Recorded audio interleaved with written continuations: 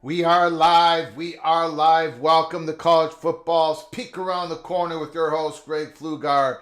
We cover everything in college football because we love everything in college football. And if you do as well, please subscribe to our channel.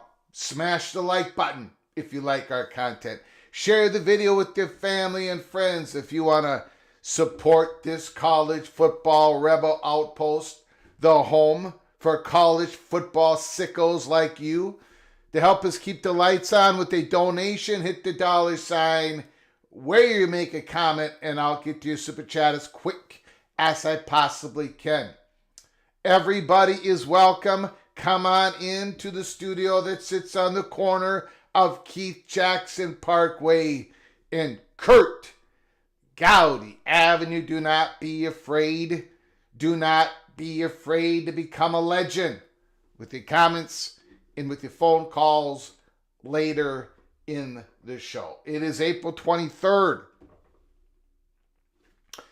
I just finished my 57th trip around the sun. Thank you, everybody, for all that in the comments section. I appreciate it. Big Gun Shop, MG Sooner, Preston from Greensboro, happy birthday, North Carolina, TCU, Ireland, 2026. We talked about it for just a moment yesterday. Breaking news. Farmageddon. We are 4 months away from Farmageddon, according to Stormy Cyclone. Kansas State and Iowa State, we're going to be doing a watch party on that game. We are going to be doing a watch party on that game, no question about it. We did last year's Georgia Tech, Florida State. We did Nebraska, Northwestern. We are going to do Iowa State, Kansas State. Preston from Greensboro, thank you so much for your super chat. I appreciate all the support you have given us. Truly helping us keep the lights on here. We do a lot of work at PATC, so I'm very humbled, very thankful for your support.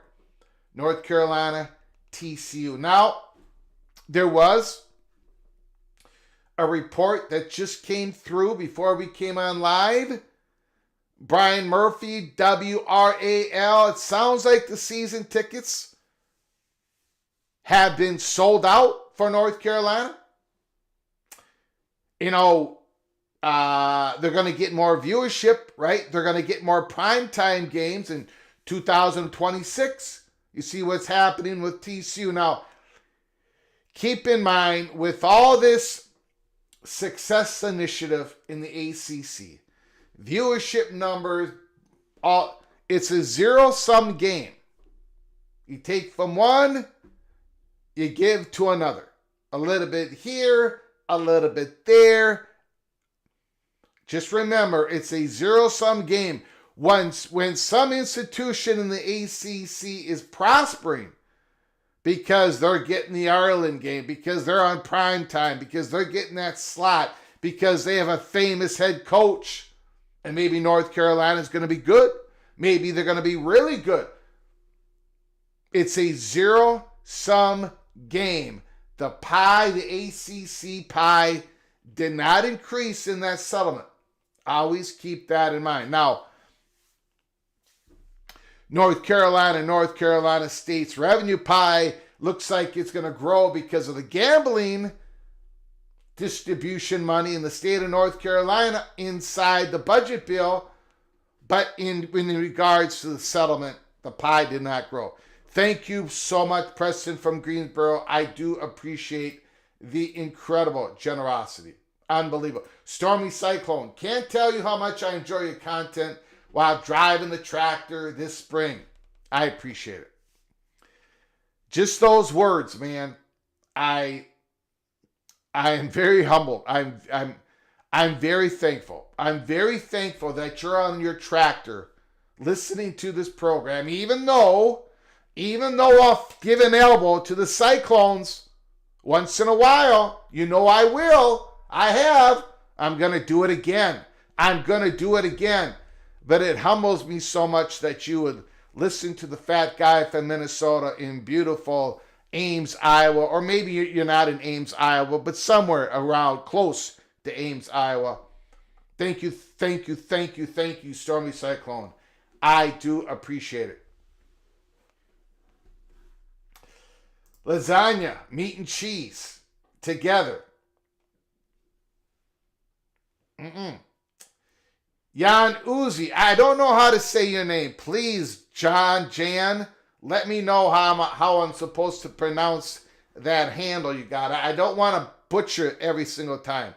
But no, you got to get the meat away from the cheese inside of lasagna. Thank you, Carlton Hurdle. I do appreciate it. Appreciate it so very much. Greg the Gold is live. Go Utes. Okay. We're going to do a roll call in a little bit here, but this is going to be a program. You know, we cover everything in college football because we love everything in college football. On my live shows, I like to cover the breaking news and the portal, talking about football, and then the off-season stuff, right? Today, we're going to be talking about one thing. One thing only. The Fighting Irish considerations. On if, when, how they would pull the trigger in leaving football independence to join a conference. Notre Dame's considerations. Now, I've been talking about this. As you all know, I believe the walls are closing in. I'm in the minority. But I do believe the walls are closing in. And I think in this next disruption phase that we're going to go through, I think Notre Dame is going to leave football independence. And I think they're going to join the Big Ten. I've given my reasons why, and people who don't think that's going to happen have given their great reasons why. But I think we should take, well, we're going to do it in this live show. We're gonna actually go over what Notre Dame's leadership have actually said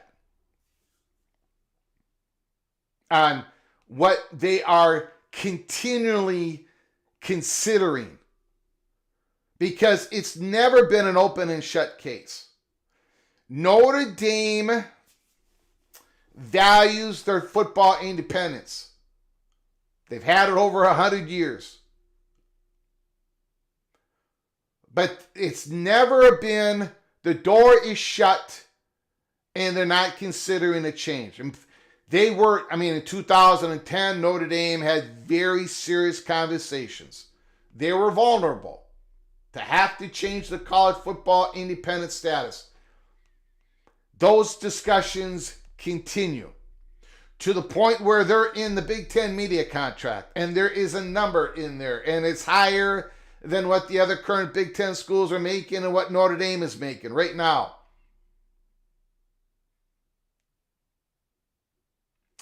The world of consolidated power in college sports, college football, has had an effect on everybody. It's even had an effect on Notre Dame because they've had to make some maneuvers to make sure that they keep up with the SEC and the Big Ten. But in the next disruption, I don't think they're going to be able to keep up. We are actually going to go over the words that the leadership has said at Notre Dame. Their considerations, a lot of you know them by heart, right? They need Notre Dame to maintain their college football independence. They're going to need to maintain football playoff access. I don't think that's going to be a problem. There are two other considerations. And I think the second one is going to be a major issue. The third one, I think, is going to be almost impossible to overcome. And it is the consideration that most people do not talk about. Either they don't know about it or they avoid it. You've never heard about it, or people have just plain forgot about it. And that is why today we're going to go over the words. The words that former athletic director, longtime athletic director Jack Swarbrick said in an interview. He laid it all out there for the world to see. The interview, the release of the interview was on the day that I started this college football YouTube channel, August 10th, 2022.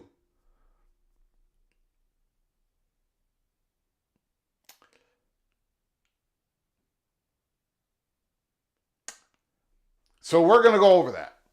And remember,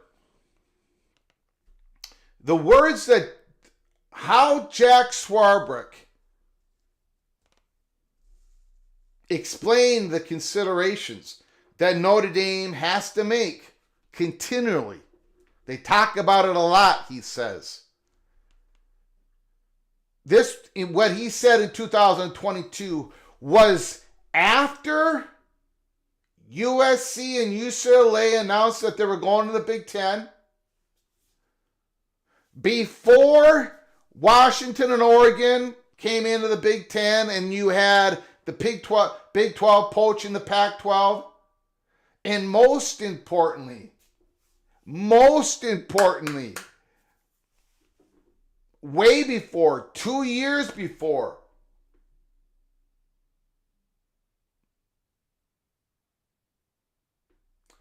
Florida State and Clemson won the massive victory in the courts. So when we go over what Jack Swarbrick said, think about what he said in 2022. I mean, think about what Bavak just said in 2024 in June. We did a live show on that. Bavak says it's getting harder and harder. Well, and that was before Florida State and Clemson won the massive victory. Bavak said it's going to be hard. It's harder and harder and harder to fulfill our obligations to NBC. And what would happen if Florida State and Clemson left the conference? Well, so we are going to go over the Notre Dame's Fighting-itis considerations on whether to pull the trigger in moving away from college football independence, something that they have treasured forever. And it is worth monetary, it's worth money to them. Brand, image, the whole thing. I would happen to argue that, and Jack Swarbrick says it himself in the interview that we're going to go through, that there's already been major tectonic plates have moved. And Notre Dame is the next big one, in my opinion. But Jack Swarbrick said there's already been these major moves. Jack Swarbrick, because of the consolidation of power. Well, I got news for you here at College Football's Peek Around the Corner. We're going to give you a little peek here. Every one of you know this. There's going to be more consolidation of power. It's going to happen. I've given you what I think is going to happen. I could be completely wrong. But more consolidation of power is going to happen. And we believe it's going to affect Notre Dame, just like it affected Texas and Oklahoma at one point, just like it affected Texas at one point, just like it affected Arizona State, Utah, that did not want to leave the Pac-12. They didn't want to leave the Pac-12. They didn't want to leave the Pac-12. Arizona State president, they didn't want to leave the Pac-12. Okay, let's do a roll call, and then we're going to go through. We're going to go back in time.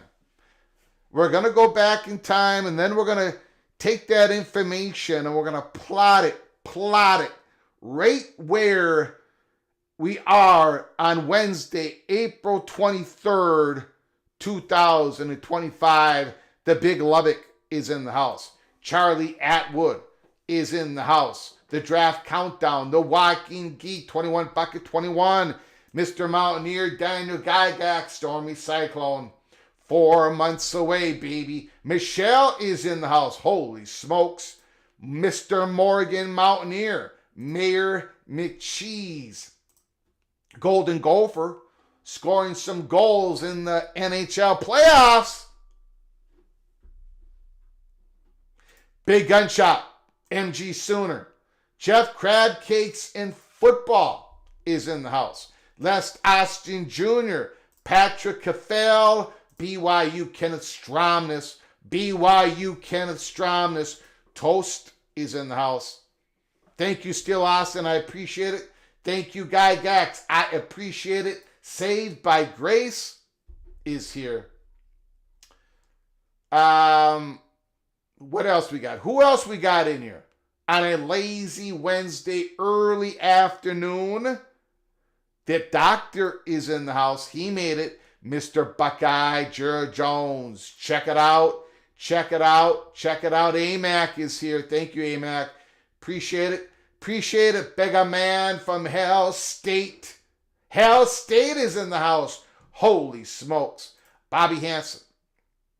Paul Bond, here comes the Irish. Go ahead, give me an elbow. Meanwhile, Campbell just keeps signing Big Ten players. And Portal adds. Yep, he's doing good. Great year last year. He's doing a great job. He's doing a fantastic job. I'm going to still throw you an elbow. Out of jealousy. How about them apples? Out of jealousy. Ron is in the house. Terror on the high seas.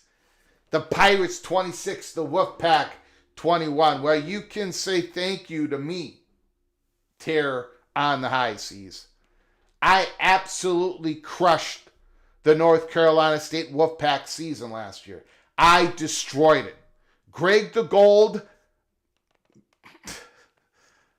Not Greg the Cooler fell in love with North Carolina State Wolfpack during the spring football game. How stupid can you be? And I'm not going to destroy the Wolfpack this year. I got too much respect for the fan base and the team, the program. So I'm not going to fall in love with the Wolfpack. So terror on the high seas, I gave you that Military Bowl victory. I gave it to the Pirates on a silver platter. You are welcome. Old Dad is in the house. All good 720 is here. Mr. Monkey says, it's the Utah of Independence. John Ingo, thank you so much. I don't know how many more trips I've got. Fat guy from Minnesota is going to have to get in shape. Fat guy from Minnesota is going to have to make a lifestyle change at some point. We'll see if we can squeeze out a couple more trips. How about them apples? But thanks, I appreciate you coming on in. Curtis, I've spoken with two friends, long-time Notre Dame fans. Both stated they believe the Big Ten is where Notre Dame will be. The Big Ten owns the biggest media markets where the fan base lives. Most of Notre Dame's new and longtime rivals, and more money. Thank you, Curtis, Mr. Wolverine. I appreciate your friendship and your super chats, all your support you have given us. You've given us a lot of support. I appreciate it, Curtis, so very much. I got Notre Dame friends. I got Notre Dame family. Notre Dame family is completely against joining the Big Ten.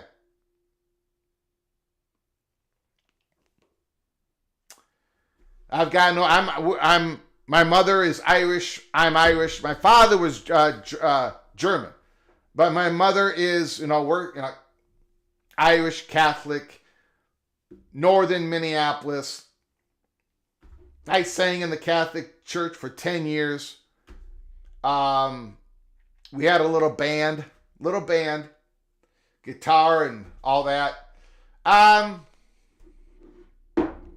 But I'm a Gopher. I'm not a Notre Dame Fighting Irish. I'm a Gopher. I do not. I would assume.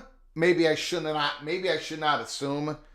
I would assume that the great majority of Notre Dame fans want their football to remain independent. I mean, they just went to the college football championship game, for God's sakes. Great football team. I mean, that was great. They came out. I kept, I know they lost to Northern Illinois, but I kept saying, Greg the Cooler, every week they played great. They did. That was an outstanding team. Great defense. Jeremiah Love. Riley Leonard was a tough SO. He was tough. Just a really, the safeties, they're going to be awfully good this year. CJ Carr, what we're going to find out. He had a brilliant spring camp. CJ Carr has a much higher ceiling than a Riley Leonard, than a Sam Hartman. So Notre Dame could be, Marcus Freeman could be moving in. They've got Den Brock. There could be moving into this where they're going to be a perennial favorite to get to the semifinals, to get to the championship, to get to the quarterfinals. So, but anyways, we're going to go through the considerations that Notre Dame's leadership has talked about. We're going to do that. And I think maybe some of you might learn something in this. I think it's going to be worth our effort. Hopefully it's entertaining, and I give you some information that you have not heard of before. Amazing Blue, thank you so much. I appreciate it. Amazing Blue, holy smokes. 5 gifted memberships. Robert Perez, Mr. Fresno State Bulldog. Brasco Rascal, Brett Taylor, Rodney, Rich Borg, Charles Chamberlain. You've all been gifted a membership by the generosity of Mr. Wolverine, Amazing Blue. Please, when you get an opportunity, say thank you to Amazing Blue in the chat room. Thank you, Amazing Blue, all of you. All of you are knighted, cloak, and dagger. Go to our library of episodes. Everything is open to you. Give it a watch. Go Black 45 is in the house. Amazing Blue, thank you so very much. Thank you for all your support. I very much appreciate it. Go Black 45 might be watching PATC every day now. You should be watching every day now anyways, LSU Tiger. Our job contacts are up for renewal, the contracts, and they might cut us loose. Well, I feel bad about that. Go Black 45. I'm hoping for the best. Praying for you, my man. Praying for you, my man. I appreciate you coming on into the chat room. Hopefully we can give you a little bit of entertainment. You know, get away from life for just a little bit. For just a little bit. Happy birthday, Greg. Thank you, Go Black 45. Appreciate it. Thank you, Florida man. Thank you, All Good 720. Pit Lit is in the house. Thank you. I appreciate it. Hazard County Cyclone. What's up, Greg? Go Cyclones. Holy smokes. We got Cyclones all over the place. More Simmons is in the house. Okay, let me make sure I've gotten caught up. Let's get to it. I know you guys got a life. You don't want to be sitting here all day, so let's get to it. Again, this monologue, this show is going to be very simple. We're talking about one thing now. Keep your head on a swivel during this live show. If there's any reporting, and I don't think there's going to be anything, but I don't think there's going to be anything big and important, but I could be wrong. If anything happens during this live show on reporting about the meeting in Dallas and in the college football playoffs and all that stuff, let me know. Give me a heads up in the chat room. Send me the link in a DM on X, and we will get to that news. Okay? So keep your head on a swivel. Thank you, Jimmy, so much. Becoming a member for 13 months. Mr. Duck, Oregon Duck. Jimmy Austin is a member, Cloak and Dagger member for over 1 year. Thank you for all your support, Jimmy.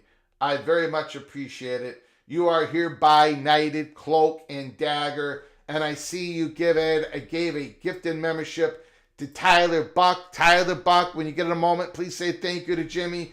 Both of you are knighted, Cloak and Dagger. Thank you so very much. Florida State, thank you, Jimmy. Florida State to the Big Ten. Notre Dame to the Big 12. Okay.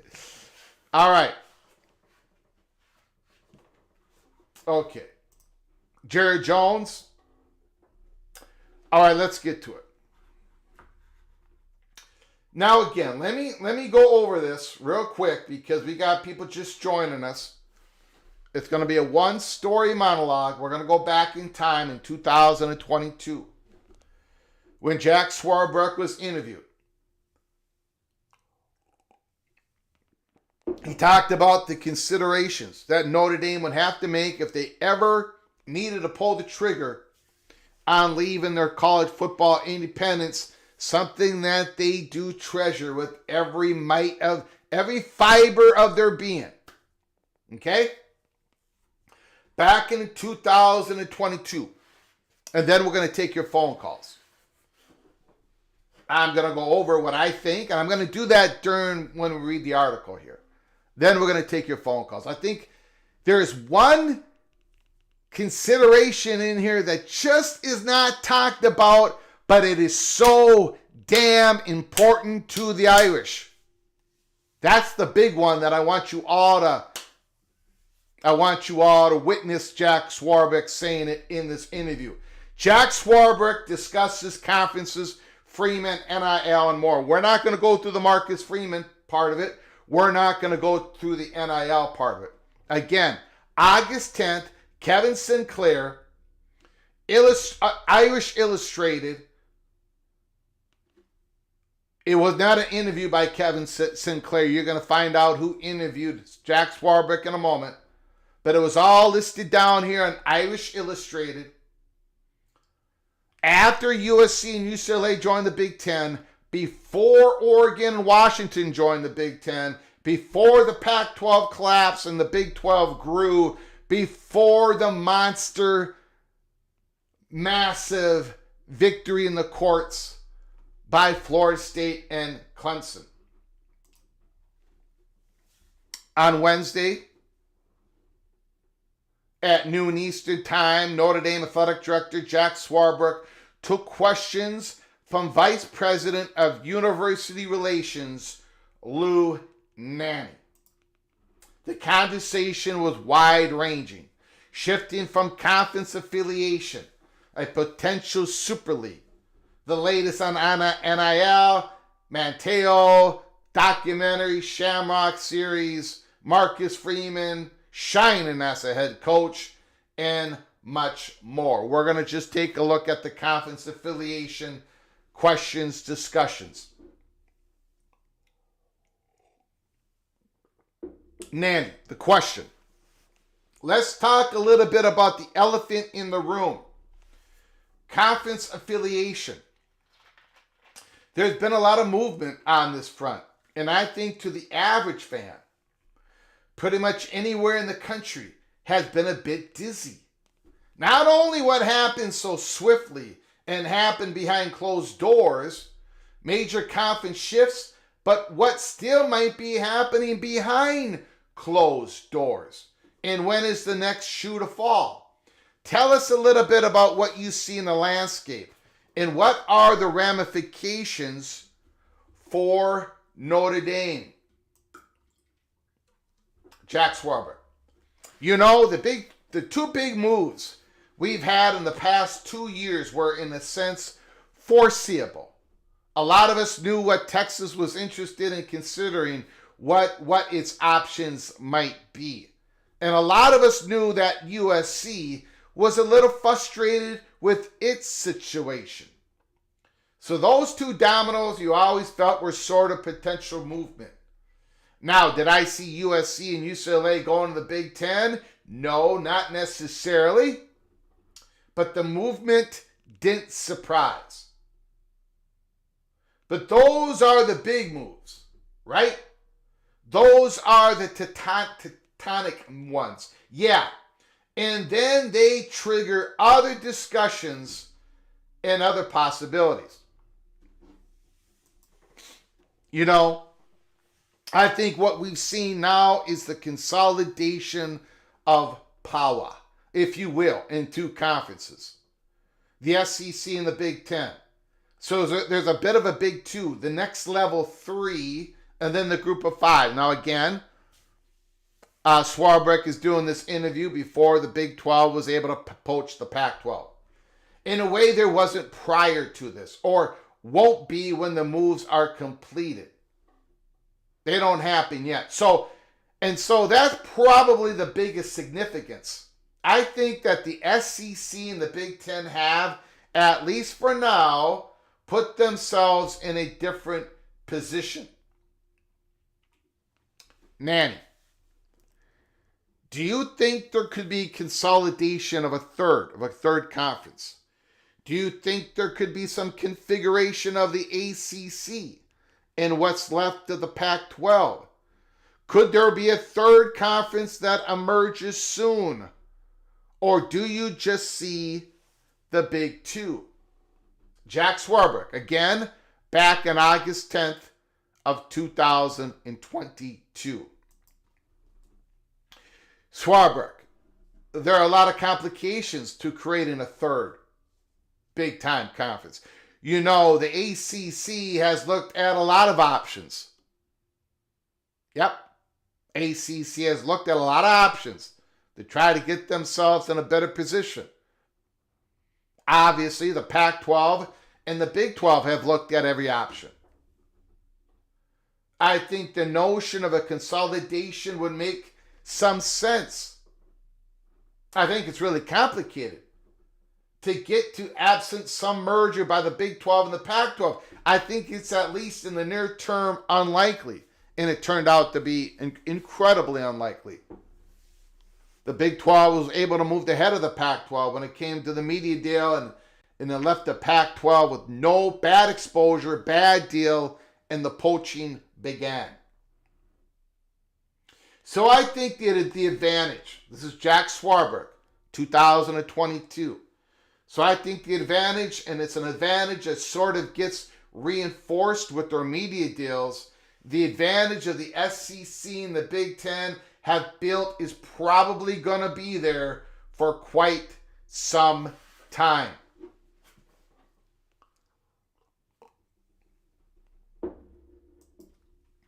Nanny, what are the ramifications of the conference affiliation? We'll talk television and media contracts a little bit in just a bit, but what are the ramifications for Notre Dame? Do you think we've come out of this in a stronger position? Given all the discussion, Notre Dame seems to be the epicenter of these discussions. Now, the question is, do you think we've come out of this in a stronger position? The beginning of this consolidation of power. Jack Swarbrick answers, I don't know if we're stronger. But it certainly has felt like a validation of our decision to be independent. So many of the commentaries, so many of the stories have been, what will Notre Dame do, and discussing Notre Dame's significance and the importance if we made a decision to do one or another. So when I started this job, I don't say that to take any credit for it, but all the commentary was, are we relevant anymore? In this year, no one is asking that question. And I think all of this is a dynamic just to reinforce that a lot of decisions that have been made over the years have placed Notre Dame in a very good position. And that's my biggest takeaway. Jack Swarbrick is telling it, look, our position is strong. We are football independence. We've got to deal with the ACC. Right? 2022, August 10th, 2022.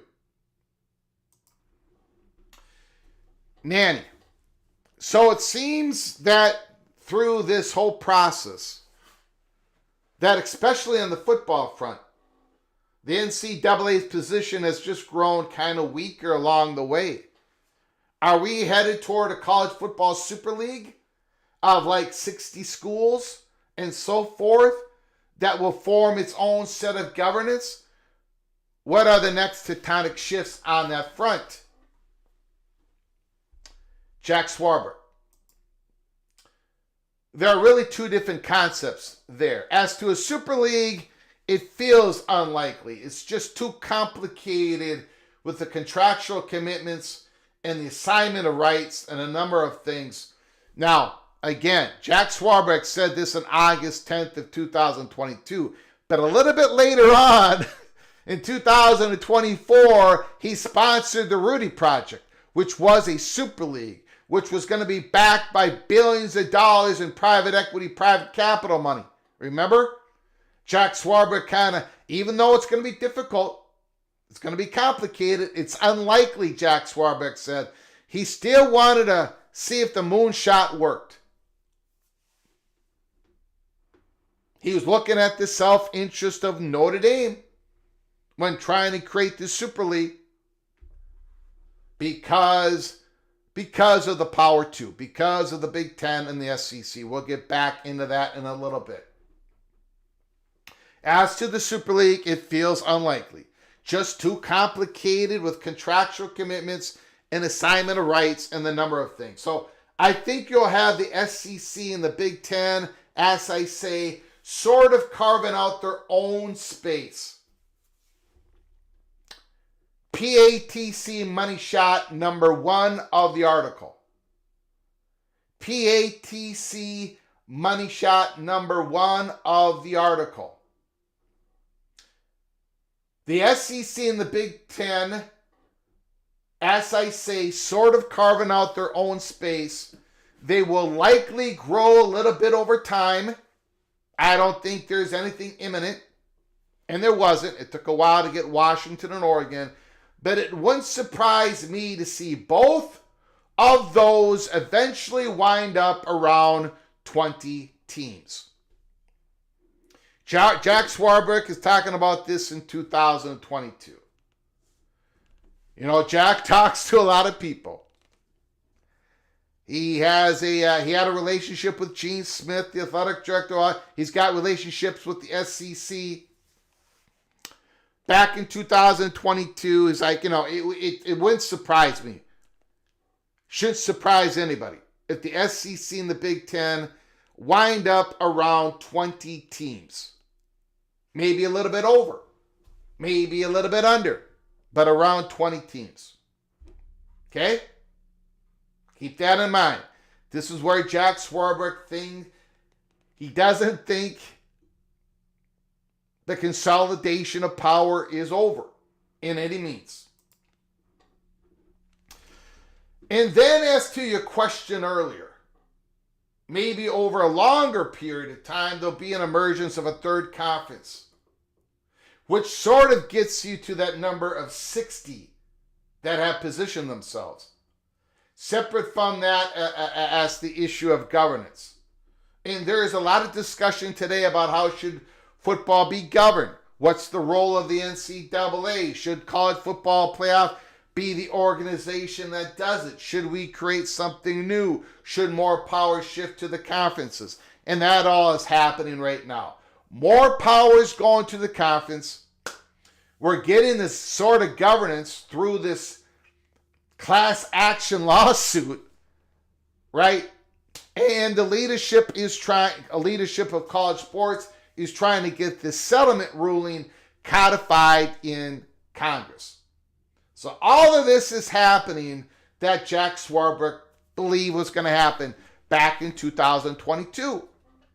More consolidation of power, Big Ten, SEC. A new governance structure. Right? There could be a third conference that could close the gap or stay close to the Big Ten and the SEC. I think maybe that's a possibility.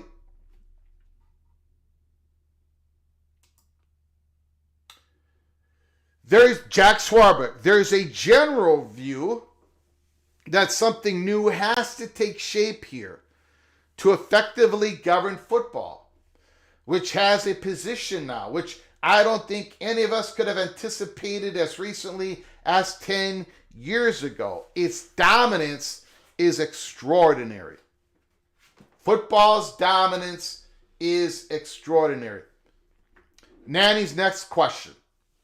And this is where it gets all interesting. Right here. Buckle up. Nanny. Notre Dame football has remained independent for roughly 135 years. What would trigger any move for Notre Dame to kind of give up its football independence? And what is the timeline? Give us a sense of a timeline for those triggers or those decisions to be made. Swarbrick. Now, we're going to go over this because there's a lot here. There is a lot here. A lot of this I've tried to explain. Swarbrick, you know, we've talked about them a fair amount. One is, do we have a committed broadcast partner who will not only will carry all our games, all of our home games nationally, but will compensate us for our media rights in a way that allows us to be competitive? So it starts with the question of a media partner Secondly is our access to the college football playoff. Now there's more, but I want to go through this. The football playoff access, not going to be an issue. But to have a committed broadcast partner, NBC, that will carry our home games nationally, but will compensate us for our media rights in a way that allows us to be competitive. Ladies and gentlemen, this is one of the two major considerations in which Notre Dame, if it ain't going the right way, they're going to pull that trigger. They're going to pull that trigger. If a Florida State, Clemson, North Carolina, if they leave the ACC with Miami leaving or the threat of Miami leaving, if there's an implosion in the ACC, which Jack Swarbrick in 2022, when he gave this interview, there's no way on God's green earth that Jack Swarbrick believed that Florida State and Clemson in 2025 would have had this massive victory in the courts. They hadn't sued them. There wasn't these suits back and forth. Jack Swarbrick believed that the ACC Gore would go on, keep everybody in house until at least the middle 2030s, when he gave this interview. You know, it's like I think some people are forgetting that Florida State and Clemson won a massive victory. In that victory, it's $165 million. It goes down $18 million a year. And guess what? If Florida State finds a home, if Clemson finds a home, if North Carolina finds a home, if they present that check to the ACC, they've got to accept it. That is part of the deal. That is part of the victory. So Jack Swarbrick had no belief that that was going to happen in 2025. Come on. Come on. The world has changed so dramatically since Jack Swarbrick has made these comments. We're not even done with the comments yet.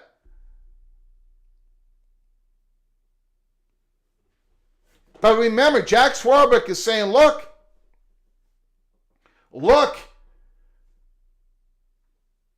not only does our media broadcast partner have to carry all of our games on home games nationally, not a problem, but they have to compensate us at a media rights in a way that allows us to be competitive. Notre Dame has no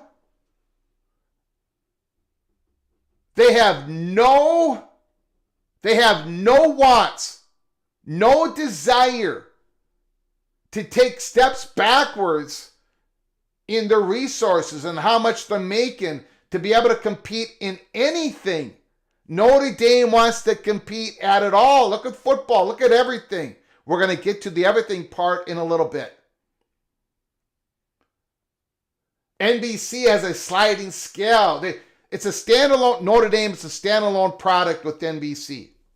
It's based on a sliding scale. Notre Dame has to keep a top-tier home schedule to get the top-tier money. Period. And now they got a scheduling deal that helps them. With the ACC, they're going to be playing Clemson and Miami and Florida State more often than ever. But what if those schools leave the ACC? Jack Swarbrick did not believe those schools were going to be able to leave the ACC in 2026. But now, obviously, there's a possibility of that happening. So how in the hell does Notre Dame keep the media deal compensated to where they can be competitive? So this idea that Notre Dame is going to be satisfied in being part of some conference, ACC 2.0, that is going to be void of their top value brands. NBC ain't going to give them the same amount of money. Notre Dame ain't going to have no interest in that. I mean, people are making a big deal about NBC having a little bit of a, they don't quite what they didn't quite like what they got out of the Big Ten schedule, and now the Big Ten is making sure that they're going to get a few Ohio State games and all that. The adjustments are being made. What do you think NBC is going to think if Notre Dame loses access to Clemson, Florida State, Miami, USC? Now, it doesn't mean they're not going to be able to play them, but not as much as they do now. No way, no how, not even close. Again, I've been talking about this. Do we have a committed broadcast partner who not only will carry all of our games, all of our home games nationally, but will compensate us for our media rights in a way that allows us to be competitive? If we don't have that anymore, that could be the trigger. That could be the trigger to join a conference. And don't forget, Florida State and Clemson have just won a massive victory in the courts. Don't forget that part. Now let's go on here because there's more. At least after this live show, even if you completely disagree with me, which is great, that you don't think Notre Dame is never going to leave football independence, at least you're going to be able to see where I am coming from and the chatter behind the curtain and a whole lot of people are coming from. And I'm going to give you an analogy. I'm going to give you a football analogy. We'll get back to that after we go through this article. There's more. So Jack Swarbrick says, so it starts with the question of media partner. Secondly, is our access to the college football playoff not going to be an issue? No matter what happens, that's not going to be an issue. But there is a third one, and this is the one that people don't talk about. Remember, Notre Dame wants to compete at the highest level in everything. Just like Texas, just like Oklahoma, just like USC. That's why they made their moves. Whoops, I screwed up. Hold on. Right here. Do we as an independent, again, Jack Swarbrick, do we as an independent retain adequate access? Yes. I think we proved conclusively in the past 8 years that we've had it, but those things will play out over time, and I can't predict how much time. Again, PATC, I don't think playoff access is ever going to be cut away from an independent team. So I don't think that's going to be the trigger for Notre Dame to leave their college football independence. Number 2. Now, we haven't gotten to the third one. We're going to get to the third one right now. The third consideration, Nanny. Do you think it's 1 to 2 years? Swarbrick.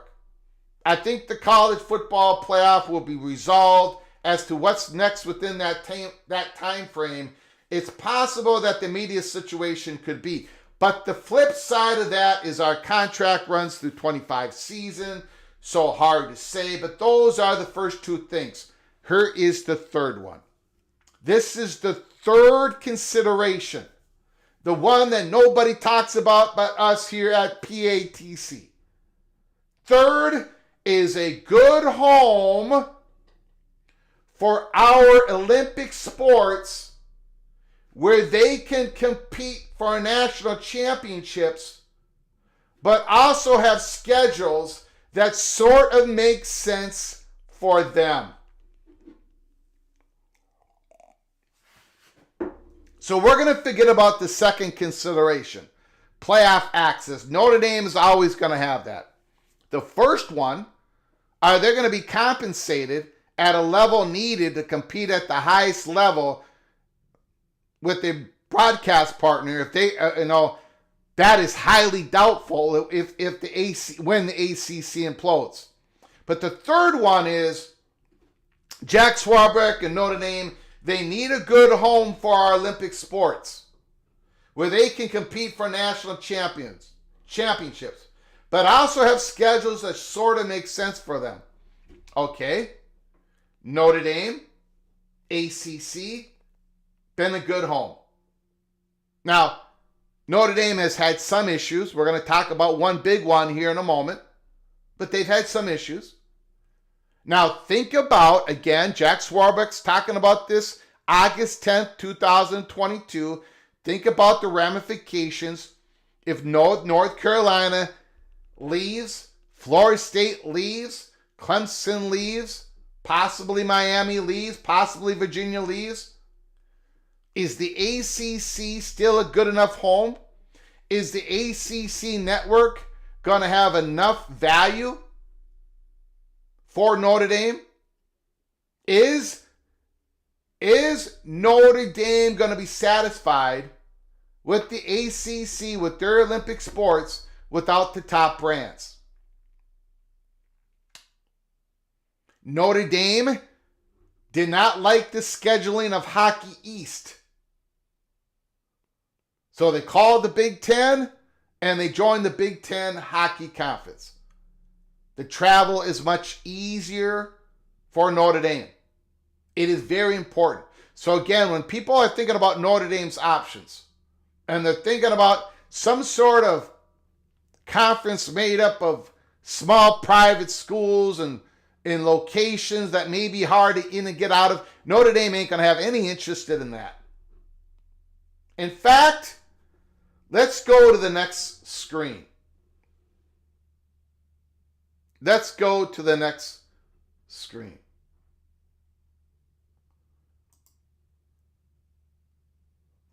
The ACC has been a great partner for us in that regard. I like to make progress on the schedule front. It's so hard for our kids to travel the way they do. I think we've talked about it before. Yeah, he has. But when you're going to Tallahassee and you start with a bus trip to Midway, and then you connect once along the way before you get there, and then you're on a bus trying to get to campus, is probably 18, 16 hours that you've been involved in traveling. Okay, so I talked about this. Now, before Jack Swarbrick talks about Tallahassee here, he says, I think we've talked about it before. Jack Swarbrick, and I've been telling you here at Peek Around the Corner, we've been transparent, we've been honest, no matter who gets upset with us. Jack Swarbrick has said this in public, he has said this in private, he has said this in private many times. The chatter behind the curtain, Notre Dame, there's more than one reason why Notre Dame and Florida State, the relationship, it ain't all that cozy. It ain't all that cozy. Jack Swarbrick complained a lot about traveling in the Northeast. He's complained a lot about traveling to Tallahassee in private, in public. Another reason why I had to go through this interview, because I think a lot of people either did not know about it or, and we're going to, look, this is college football Peek Around the Corner. We're going to cover it all here. This is all real. So, again, if the ACC implodes, again, if Florida State and Clemson get where they're going to get to because they're incredibly valuable brands, again, if North Carolina, who's being dated by two of the two power, when they leave, where does Notre Dame go? Are they going to be satisfied in an ACC where the media money ain't going to be the same? With a travel, I mean, is the home going to be the same? Is that going to satisfy Notre Dame? Boy, I don't think so. A lot of people disagree with me, but I'm laying it out here, guys. I'm laying it out here. And the whole Tallahassee thing, the whole Notre Dame versus Florida State, and so many issues. So many issues. Notre Dame, Notre Dame wants to keep the ACC intact. When Notre Dame when they led the charge to get California, Stanford, and SMU in, they wanted that money to be distributed among the other ACC schools. They wanted to keep everybody on board. They wanted to keep everybody on board as long as possible, because this does work for Notre Dame. The current ACC does work for Notre Dame. But a large disruption of the ACC will not work for Notre Dame.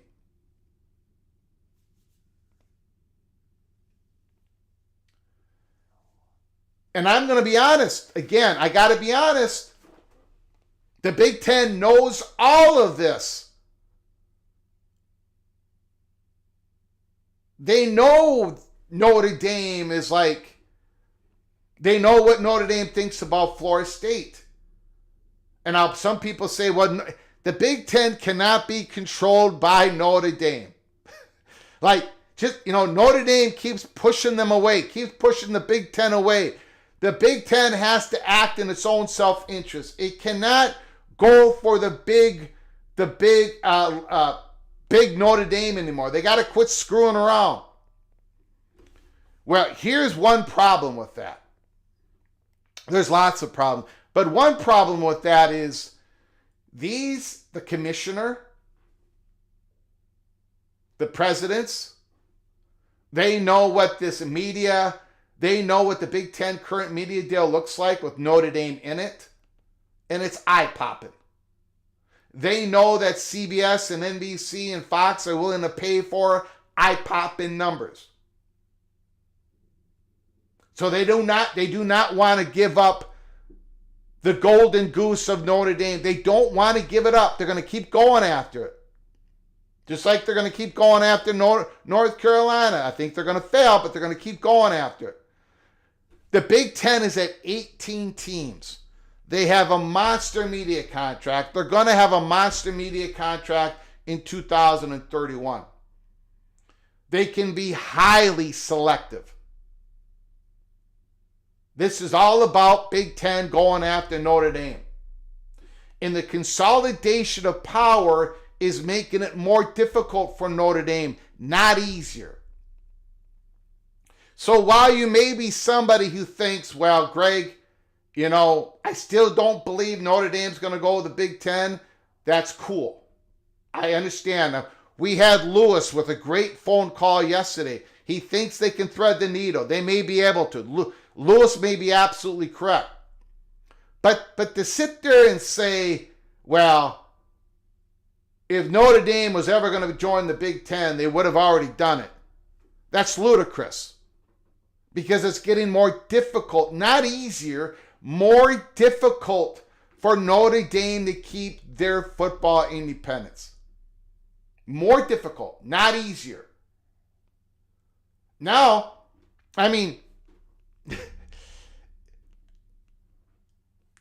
you've got everybody, including myself, making all these predictions. This school's going to go here, that school's going to go there. Why are people predicting that North Carolina is going to leave to the Big Ten or the SEC? Why are people thinking that Florida State's going to leave to the Big Ten or the SEC? Why do people think that Florida State and Clemson went into the courts and gambled a lot? And it cost them a lot. Not only in money, but it cost them a little bit in relationships. And they're working on it to make it up. Why is all this stuff going on? Because of the power of consolidation. And none of this affects Notre Dame. None of it. Come on. What? Of course it affects Notre Dame. Jack Swarbrick laid it out. Bavakwa just said it last summer. I don't know what we're going to do. I don't know how we're going to fulfill our obligations to our media partner if we lose to Florida State and Clemson. And that was before Florida State and Clemson won their massive victories. And so there are a couple of reasons. A couple of reasons why the Big Ten is not targeting Clemson and Florida State number 1 or number 2. Couple of reasons. One reason is North Carolina, and another reason is Notre Dame.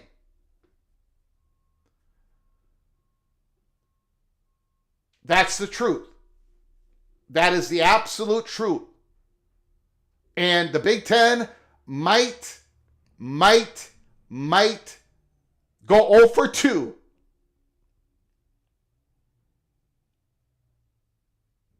But it is, whatever happens, it is harder for Notre Dame to maintain their college football independence. And one of the reasons, like, the Notre Dame, the Big Ten going after Notre Dame again, and they might be looking foolish again, whatever, but Big Ten knows what Notre Dame thinks about Florida State. That's why Florida State, and there's a couple other reasons why Florida State just isn't that number 1 target or number 2 for the Big Ten. We've been honest about it. Jack Swarbrick has talked a lot about this. Go yell at Jack Swarbrick. Go yell at Notre Dame. Don't yell at me. I don't have a Florida State in the Big Ten would be unbelievable. Notre Dame, unbelievable. Clemson, unbelievable. I'm being the one that's being honest, transparent. That's all I'm doing here at Peek Around the Corner. I'm trying to give you the best peek around the corner. Jack Swarbrick did not just talk about Tallahassee and Florida State in this article. As you see, I think we've talked about it before. Yes, he has, in public and many times in private.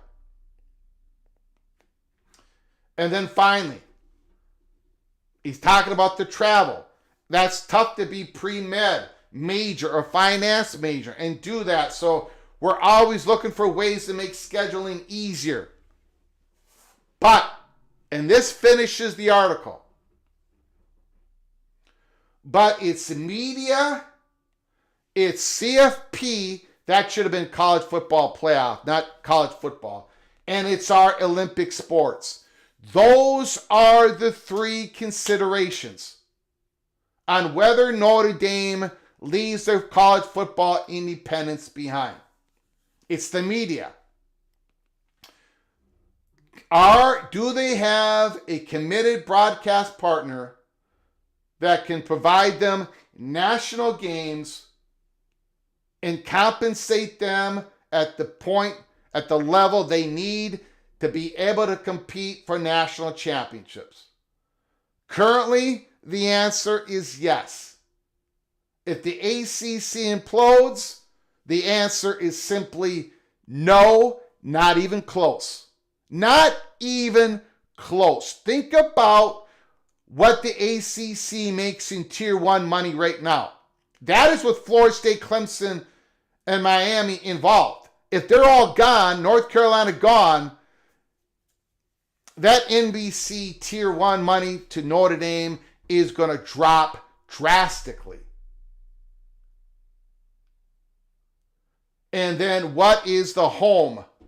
But it's the media, it's the playoffs, which I don't think there's going to be an issue, and it's our Olympic sports.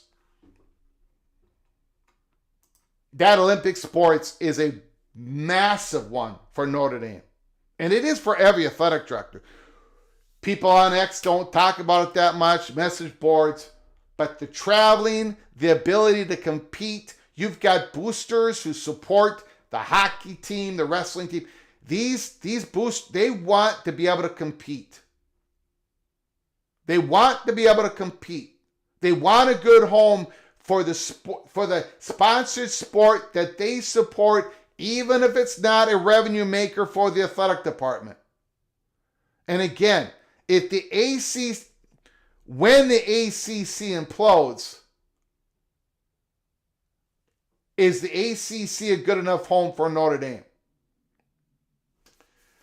I'm gonna give you a football analogy, and then we're gonna get to your phone calls.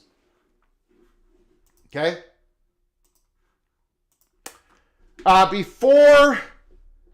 Before Texas and Oklahoma, before we heard about it in the Houston Chronicle, that Texas and Oklahoma were going to leave the Big 12 and join the SEC, before that happened, the independent football Notre Dame was leading the non-independent football Notre Dame football team 60-10. After the announcement, the score was 50-10. Notre Dame independent football team is beating non-independent Notre Dame football team 50-10 after the Texas and Oklahoma announcement. When USC announced USC and UCLA were joining the Big Ten, that 50-10 score went to 40-10. When the Big 12 poached the Pac-12, eliminated the Pac-12, that 40-10 score went to 33-10. Now it's 33-10, right?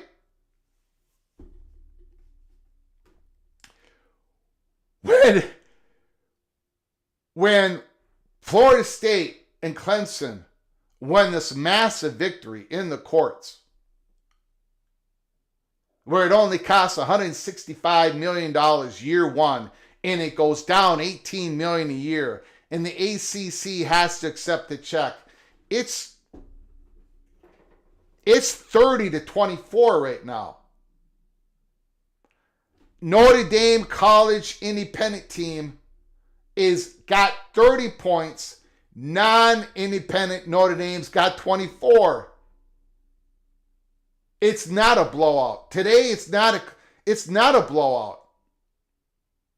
And what do you think happens when the news come down that North Carolina or Florida State or Clemson or whatever, they're leaving the ACC? Poof, there goes the ACC scheduling agreement. Poof, there goes a home that I think Notre Dame, for their Olympic sports. What do you think happens to that 30-24 score? Is that worth 7 points? I'm trying to put this in a football analogy. I'm probably doing a very poor job of it. But the walls are closing in. The score is getting closer. It's not a blowout. To say that Notre Dame, if they were ever going to leave the Big Ten, they would have already done it by now, completely, absolutely misses the point of everything that is going on. Consolidation of power, content, money, exposure.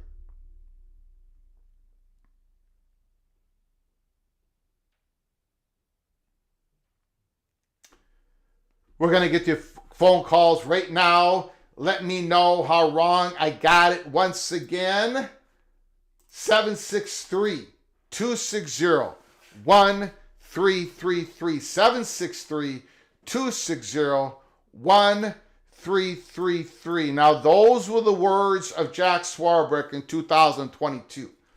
And things have happened quicker than even he anticipated.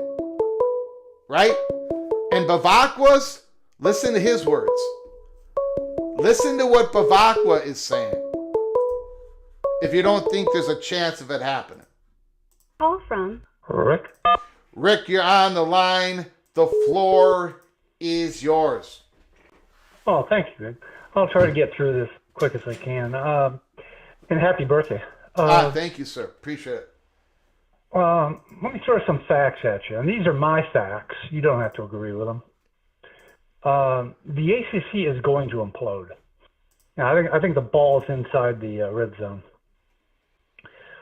Uh, the Big Ten blew up the Pac-12 when they took UCLA and USC.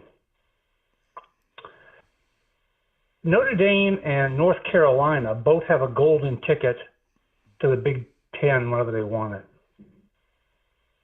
I agree with you that the SEC is going to take UNC and Virginia and then package them up with FSU and Clemson to make a four-pack and bring their conference up to 20 teams,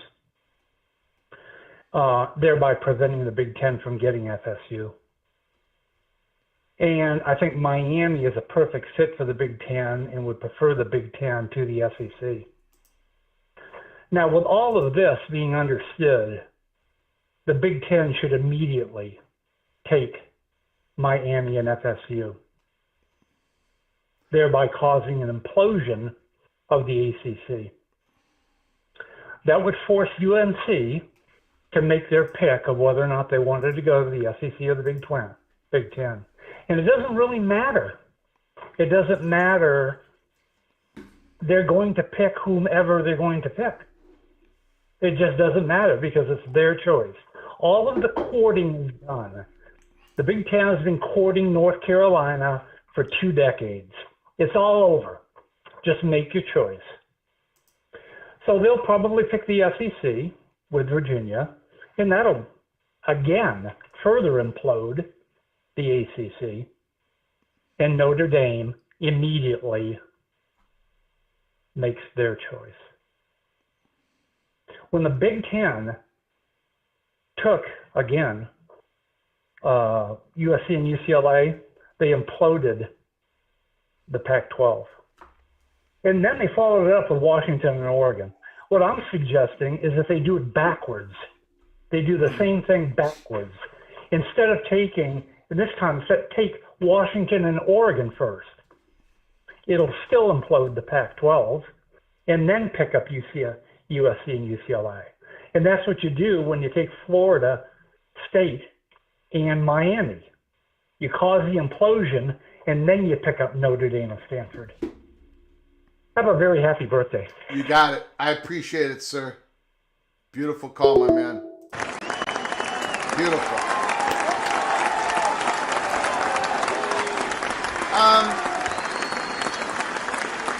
There is a little bit, and I'm not saying Jose has a misunderstanding, but there is a little bit of misunderstanding in regards to Notre Dame and playoff money.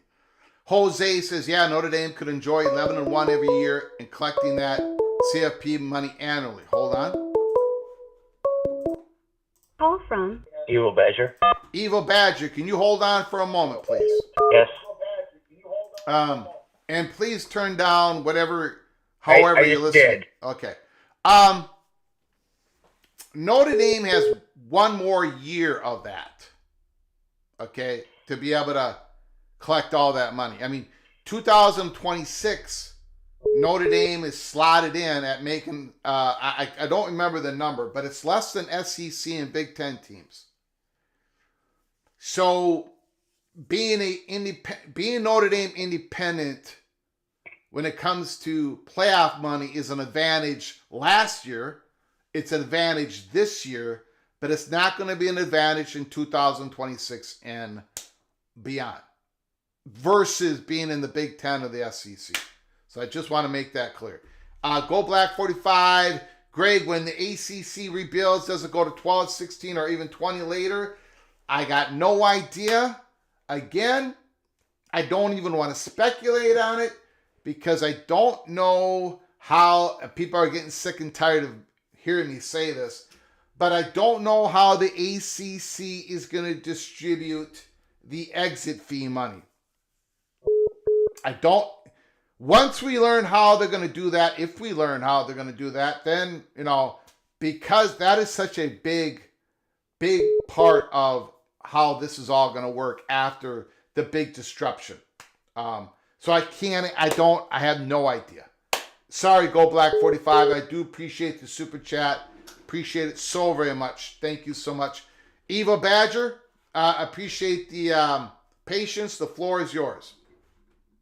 Thanks for taking my call, Greg, and happy birthday, Evil Gopher. Appreciate it, my man.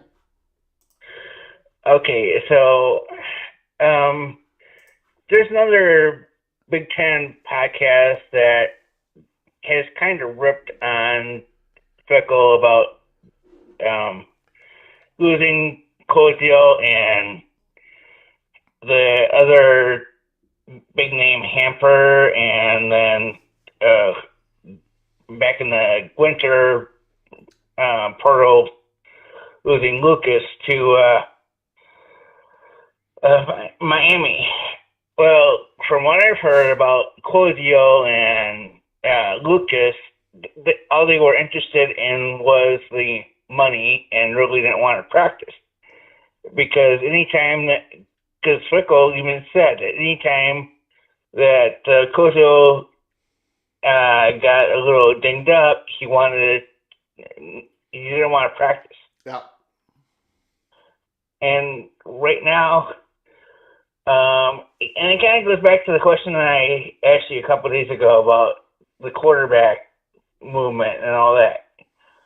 I personally believe that all this movement in the portal by any player doesn't help their development at any position, and eventually it'll reach the NFL and they won't know. It'll just weaken the NFL's product. And that's kind of upsetting.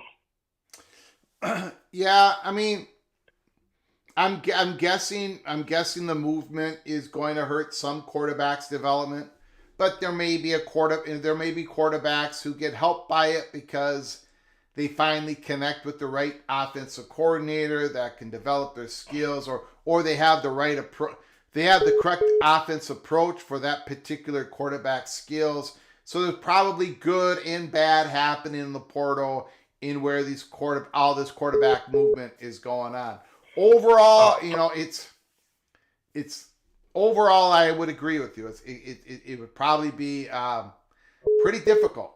In regards to Wisconsin, my question is going into 2025. In my opinion, because of that brutal schedule and and what's going on with the roster management and everything, I think Wisconsin is going to have a pretty low ceiling, right? I mean, it would be pretty miraculous if Wisconsin went 7-5 next year, 6-6, right, whatever. So my question, and I don't know if we're going to know the answer until the end of the season, but my question is, McIntosh and the leaders at Wisconsin, are their expectations going to be realistic this year? Are they going to give Luke Fickell a longer rope, or? Well, I think I'll put it this way: I think Fickell and McIntosh are handcuffed together, basically. So if Fickell goes, McIntosh will go too. Okay. Because Fickell gave up and got rid of Chris. And at that, even though Chris wasn't really interested in doing the portal thing, we were still winning. Now we're not even winning. But who would fire the athletic director? The chancellor? The president, the UW president, or chancellor. Yeah, I don't know. I don't know. She is, I'm going to be careful here. Allegedly, so nobody can sue me, out of the chancellor's office in Madison, Wisconsin. Allegedly, she's not really all that concerned with her sports at Wisconsin. So, pretty soon, I would think the maybe it donors would have to come from the Board of Regents. There'd have to be a fire started somewhere in the leadership outside of the Chancellor's office. That's what I think. Okay, I personally think a lot of the Badger podcasts are saying that they could finish 6-6. I think that would be a miracle if it actually happens. Mm-hmm. At what point do you think Wisconsin would get rid of Fickle and McIntosh? Would they? How about 3-9? Yeah. I don't know. And not even win back to X, which would really irritate me. Yeah. Yeah. Again, how's Luke Fickle's relationship with the boosters? I don't know. I think he would be in danger if Wisconsin went 3-9, to be honest. Because I'm thinking that they'll win the first 2 games, lose against Alabama, and possibly beat Maryland. And then I don't know. Some of the games are tossed up. Yeah. So, that's all I had. All right, buddy. I appreciate Thanks the for phone taking my call, call. sir. All right, bye. Beautiful.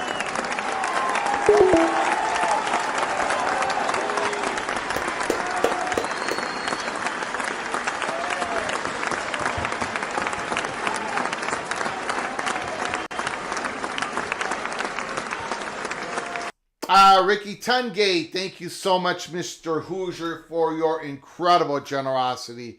Wow, thank you so very much. Unbelievable. Thank you so very much.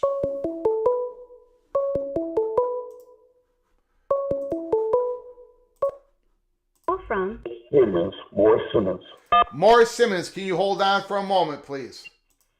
Yes. I appreciate your patience. I just want to say thank you to Ricky Tungate for all that you've done for this channel, for me, all the work we do. You help us keep the lights on with your incredible generosity. I just want to give a special thanks to you.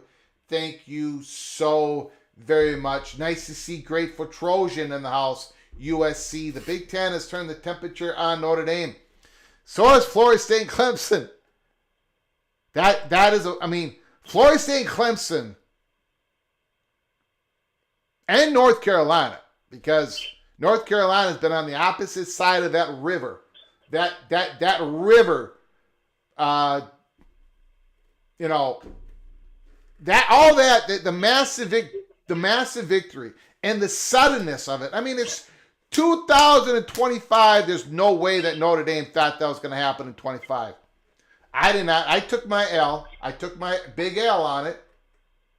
I thought it was going to be between 200 and 240 million. Wrong. 165. I didn't think it was going to happen until 27, 28. Wrong. It happened in 2025. I think it's, while Notre Dame might somehow thread the needle on all this, to believe that this had no impact on Notre Dame, that, all these giants, Texas, Oklahoma, been impacted by the economics of consolidation. USC has been impacted on it. Florida State and the ACC and the Big Ten and the SEC, they've been affected. All these giants, all the biggest brands have been affected, but Notre Dame isn't going to be affected by any of it. Yeah, we'll see about that. Morris Simmons, the floor is yours. Thanks for your patience, sir. Well, Greg, look, don't beat yourself up with taking the L's. It's going to be a lot more L's to be handed out. Yeah. There's going to be a lot more L's to be handed out. I'm quite sure I might receive a few L's myself. But I wanted to say something about the Notre Dame situation. Yep. Notre Dame, to be all honest in this, Notre Dame could have prevented some of the stresses that's going on right now if they would have fully came into the ACC. And if the ACC would have stood up to Notre Dame and forced them into the conference. Yeah. So the blame is at Notre Dame and at the ACC. Now, Notre Dame, okay, they feel some kind of way about Florida State, but you got to understand, we are a proud institution. What did they think? We were just going to sit in the ACC and just everybody in the conference was going to bow down to Notre Dame? No. No, that is not the Seminole way. We're not going to do that. And the thing about it, we talked to the conference before we made any move. We talked to the conference. At least we didn't do what North Carolina did. They were plotting behind the scenes to get out. Yeah. So you're right. I mean, you're right. You're right. We did everything up front. And so my point of it is this. If you can't hold that against Florida State for trying to get out of the conference when you had Notre Dame that didn't even want to get in the conference, but they wanted to have the status quo of playing the big brands, but they didn't want to commit to the conference. And then you have a conference that was weak and catered to Tobacco Road. Yes. Absolutely. So my thing is, I keep saying this. Yes, I prefer that Florida State go into the Big Ten. Yeah. But either way, if we go into the SEC, we'll do well in the SEC as well. You're going to be fine. You're going to be fine either way. Right. And also, I have to say this again. I know you said North Carolina is the preferred school for the Big Ten and the SEC. I get it. But for the presidents. Okay. Yeah. So if UNC was to go into the SEC, then the greens are scared. You're gonna need Florida State. This is why I keep trying to tell. I think so. So this is why I keep trying to tell people. They make it seem like Florida State don't have a choice in the matter. Once again, Florida State could say, no, we don't want to go to the SEC. We want to go to the Big Ten. At the end of the day, whatever deals is on the table for both the Big Ten or the SEC, Florida State going to look at it. And also, me and you had this conversation once before, and I said the Big Ten contract comes up, I think, in 2030 or 2031, something like that. Yep. So if we was to say 2027, we get into the Big Ten, and let's say we might even take less money. People don't believe it. People don't believe that we will probably take less money to get into the Big Ten. When I'm saying less money, I ain't talking about 50%. I'm not talking about full. Yeah, no. It's gonna be somewhere between 50 and full. Florida State would take that deal instead of going into the SEC. And truth of the matter, we got some fans that want to be in the SEC. We got some fans that want to be in the Big Ten. Sure. But either conference we go to, we're going to do well. Florida State have trouble. You got to look at Florida State history. We was a school under Bobby Bowden that would play anybody, anywhere, anytime. We didn't run from going for travel. We played anyone. We done went out to California, played USC a few times. So we done been out on the West Coast. So that's nothing new for us. Mm-hmm. And we have a big fan base, a large fan base, I would say. Yeah. Proud fan base. Yeah.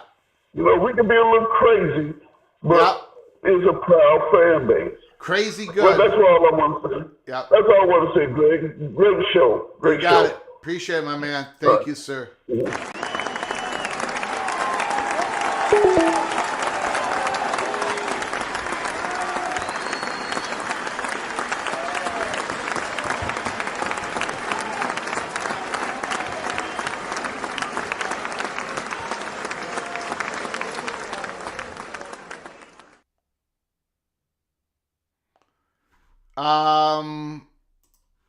Just got something sent to me. Gophers got a running back from Vanderbilt in the portal. We're pretty stacked at running back. I don't know what we're getting a running back in the portal for. We got to get another defensive tackle. Running backs can't play defense in the interior of the defensive line. Most of them can't. So maybe Robert Newhouse of the Dallas Cowboys, maybe he could have done it. Maybe Larry Zonka could have done it. What are we doing getting another running? Anyways, Helmer Henderson, Greg needs a Trace Leches birthday cake. The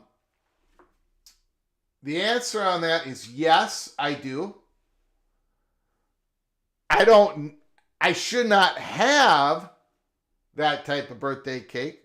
The 3 milk birthday cake where it's a little soggy in the bottom of the cake and the vanilla cake is so moist it just melts in your mouth. And not that I have any experience in eating Trace Leches 3 milk birthday cake. Not that I have any experience, because as you can see, the physical specimen that I am, I would not eat all that sugar. I would not eat all that cake.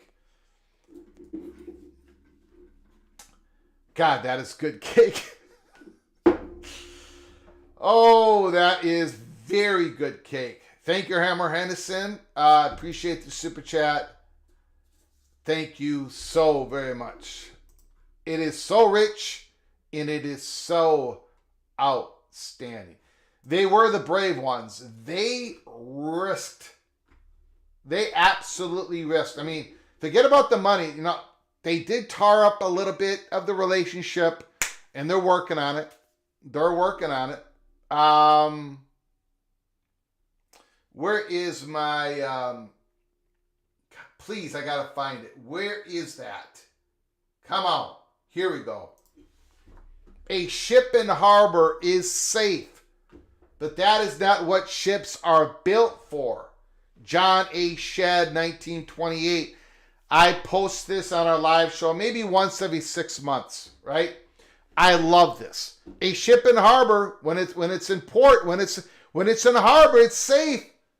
But the ships, they're not built to be safe. They're built to go out. They're built to go out into the ocean. They're built to risk, right? Well, that's what Florida State and Clemson did not keep their ship at harbor where it was safe. They went out to the rough waters, and now they're going to most likely, Florida State and Clemson most likely going to dock at a different harbor. A different destination that they've wanted to go to. They were the brave ones. They were the brave ones. Holy smokes. Ryan Willie, my goodness. Gifted 5 memberships. Hunt 5454. Antoine Johnson. Les Austin Jr. John Grove. Tuffy Duffy 27. All of you have been gifted a membership because of the great generosity of Ryan Willie. All of you are hereby officially knighted. Cloak and dagger. Go to our library of episodes. You've got the ability to watch them all because you are members. Thank you, Ryan Willie. When you get an opportunity, please say thank you to Ryan Willie for his incredible generosity. Absolutely. The good Badger, Willie showed up. He's always good. Ryan Willie is always good. I got to call him evil because he's a Badger. It's just part of the entertainment. Back and forth, me and Ryan Willie. It's all part of the entertainment. Eat a cheeseburger, Greg. Eat a cheeseburger. Holy smokes. Big Ten fans will want to travel to the Gulf Coast of Florida during football season. I think a lot of them would. Absolutely. Now, can I take the heat? Can the fat guy in Minnesota go down there and take the heat? It'd probably be good for me to go down there and melt a few pounds off. But most Big Ten, younger crowd, whatever, yeah, they would love it. Absolutely love it. Breeze in Georgia. Expedition Greg gifted a membership to Tom DeBay. Thank you so much, Mr. Buckeye. Thank you so much for all you do for our channel behind the curtains. Thank you so much, Mr. Buckeye. Tom DeBay, when you get an opportunity, please say thank you to Expedition Greg for his incredible generosity. Tom DeBay, you are knighted cloak and dagger. The Evil Badger versus the Angry Gopher, the classic matchup. Won't be hot in October through December. That is good point, Breeze in Georgia. Very good point. Jose, the leprechaun disappears every time you think you got him cornered at the end of that rainbow. Nice quote, Flugie. Yeah, I love that one. I show it once every about 6 months, twice a year. Minnesota working to be the 25, 26 new blood. I don't know. I mean, what is this? I don't get this. Vanderbilt running back transfer. Cardenas is expected to transfer to Minnesota. I don't know, man. Now, he's a young dude. He ain't going to play this year. So maybe, I don't know. I don't quite get it. Maybe he has a connection, Gopher football staff. Maybe we try to recruit him, 24 class, and we lost out. He was a high 3-star out of Houston, Texas. Don't quite get it. Okay, so in our live show today, we focused on one issue. One issue. And that is Notre Dame's considerations. The Notre Dame Fighting Irish. If you missed it, go back to the start of our show. We talk about an interview, Jack Swarbrick, 2022, August 10th. And he goes through the 3 considerations. And at the end of the article, it's the media, it's the college football playoff access, and it's our Olympic sports. In our humble opinion here at Peek Around the Corner, but a very strong held opinion, is that it's going to get more it's already gotten more difficult for Notre Dame, and it's come to the point where we think that Notre Dame will pull the trigger once the ACC implodes. They're going to lose the ability to get that media money that they need to compete at a level, to compete at the highest level of college football. And they're going to lose that good high-level home for their Olympic sports. That's what we believe. A lot of people disagree. Put it down in the comments after the live show is over, how wrong we got it, or maybe if you agree with us. But put it down in the comments. We're going to continue to cover everything in college football, including the oncoming implosion of the ACC. It's not imminent because there's a lot of things going on. All this has to happen first before all these other planes land, and then we're going to get to the moment where there is going to be more consolidation of power, where the SEC and the Big Ten are going to grow to somewhere around 20 schools, just like Jack Swarbrick predicted in this article in 2022 in the interview that he gave. And then the world is going to be all disrupted again. It's going to be massive, and it's going to affect the Notre Dame Fighting Irish. If you're new to the channel, please subscribe and have your notifications turned on, because we can come on live at any time here at PATC. We cover all the breaking news. We give you the breaking news. Sometimes we're the one that delivers the breaking news. We cover everything in college football. We are the home for the college football sickles. Until next time, from all of us at PATC, To all of you, please, please, please, please, it's my 57th birthday. I want to see you all again on my 58th birthday. Please, you all take great care of each other. Thank you so very much.